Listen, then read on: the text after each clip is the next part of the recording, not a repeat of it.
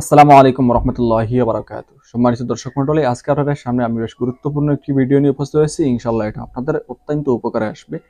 ভিডিওটি হচ্ছে দুষ্ট ছেলেমেয়েদের দুষ্টামি দূর করার আমল, তদবির।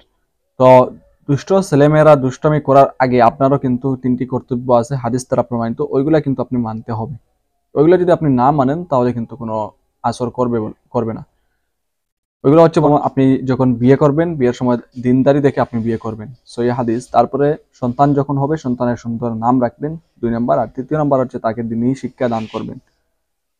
এই ৩টি শর্ত যদি আপনি পালন করেন, আর তারপরে যদি আপনার দেখা যায় যে সন্তান আপনার অবাধ্য, তাহলে ইনশাল্লাহ এই তদবির যদি আপনারা করেন, ছোট বাচ্চারা যদি দুষ্টামি করে তাদের দুষ্টামি বন্ধ হবে। তো আশরাফ আলী থানভী রহমতুল্লাহ আলহী উনি ওনার কিতাবের মধ্যে একটি সত্য ঘটনা বলছেন।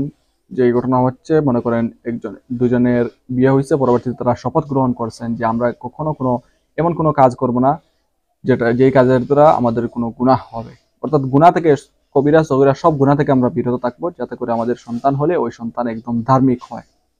তো দুজনে এরকম হয়েছেন, অর্থাৎ কোনো গুনাহ করেন নাই। পরবর্তীতে সন্তান হয়েছে, সন্তান একটু বড় হয়েছে, বাবার সাথে চলছে।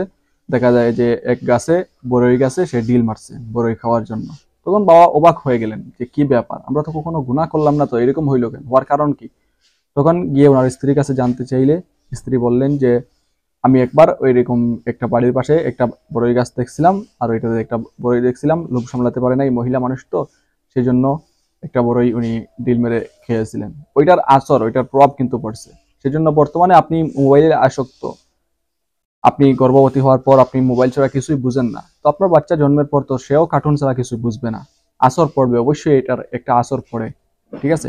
আপনি যেরকম থাকবেন আপনার সন্তানও সেই রকম হবে। আপনি বেপরদা অবস্থায়, আপনি গর্ভবতী অবস্থায় আপনি মার্কেট করবেন, বেহায়াপনা করবেন, আপনার সন্তান সেম ওই টাইপের হবে। যতই ভালো করার চেষ্টা করবেন, ভালো হবে না। আগে নিজে ঠিক, পরে সব ঠিক। তো যাই হোক, তারপরে সবকিছু ঠিক রাখার পরেও মনে করেন আপনার সন্তান আপনার অনেক দুষ্টামি করতেছে। তো তার দুষ্টামি দূর করার জন্য আজকের যে নকশাটা আপনার স্ক্রিনে দেখবেন, ওই নকশাটা প্রিন্ট করে আপনার নিজেরা লিখলেও হবে। যদি নিজেরা লিখতে না পারেন তাহলে এটা কম্পিউটার থেকে প্রিন্ট করে তাবিজ বানিয়ে তার গলায় দিয়ে দিবেন। যদি তার গলায় দিতে না পারেন তাহলে তার বিছানায় রাখবেন। ইনশাল্লাহ এতে করেই তার দুষ্টামি দূর হয়ে যাবে। ঠিক আছে? তো এটা করবেন, ইনশাল্লাহ অত্যন্ত উপকার পাবেন। ওইটাই আপনারা যে কোনো সময় যে কোনো দিন করতে পারবেন, কোনো সমস্যা নাই। ওইটা সাধারণ কালি দিয়ে লিখলেই হবে। যেহেতু এটা নামেরও কোনো প্রয়োজন নেই, শুধু নকশাটা, এটা আপনারা সবাই লিখতে পারবেন। তারপরে যদি লিখতে না পারেন তাহলে কম্পিউটার দোকান থেকে প্রিন্ট করে আনবেন। আর অবশ্যই যদি নিজে লেখেন তাহলে অজু অবস্থায় লিখবেন, তাহলে উপকার পাবেন, ভালো উপকার। ঠিক আছে?